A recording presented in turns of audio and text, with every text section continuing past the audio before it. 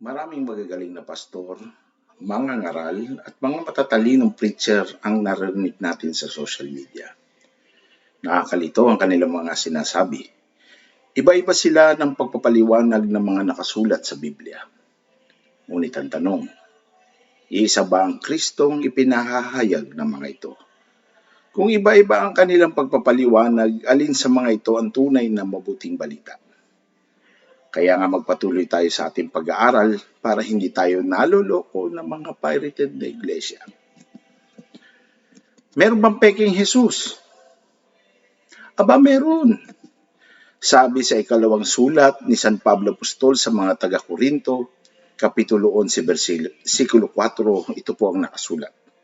Sapagkat kung may dumarating at nangaral ng ibang Jesus na hindi namin ipinangaral, at kung kayo'y tumanggap ng ibang espiritu na hindi ninyo tinanggap noon, o ibang ebanghelyo na hindi ninyo tinanggap, pinagtitiisan ninyo itong mabuti.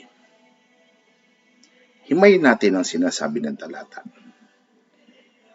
Una, ang sabi dito, kung may dumating, ibig sabihin, wala ito noon. Ang tanong ko, kailan ba lumitaw ang sekta mo? Pangalawa, nangaral ng ibang Jesus. Ang ibig sabihin, hindi lahat na nagpapalaganap ng tungkol kay Jesus ay parehas sa ipinangaral ng mga apostol. Pangatlo, mayroong ibang espiritu.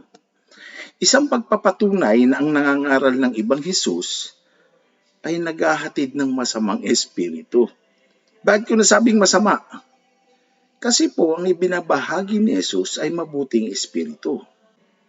Taliwas sa mabuti ay ano ba ang tawag? Espiritu ng Diablo. At pang-apat, ibang ebanghelyo. Dito nagkakaroon ng maraming banggaan ng lahat ng sekta. Hindi nagkakasundo-sundo dahil sa mali-maling interpretasyon o pagkakaunawa. Kaya para magtuloy-tuloy ang pag-aaral, huwag niyo po kalimutan mag-follow, mag-like at mag-share. Ipapaliwanag po natin ito sa mga susunod na video para hindi po mahabang panoorin ang mga iba't ibang aral.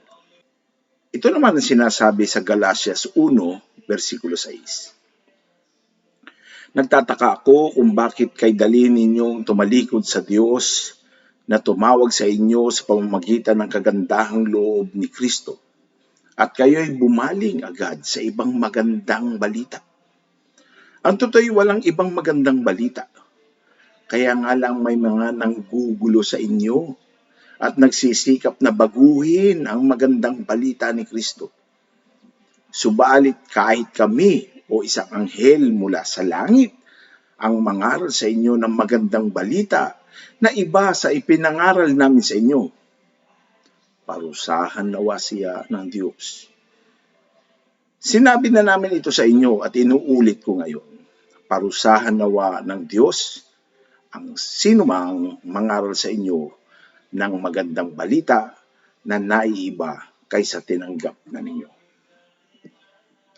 Bigyan natin ng puntos ang talatang ito ng Galacia. Una, ang totoo'y walang ibang mabuting balita.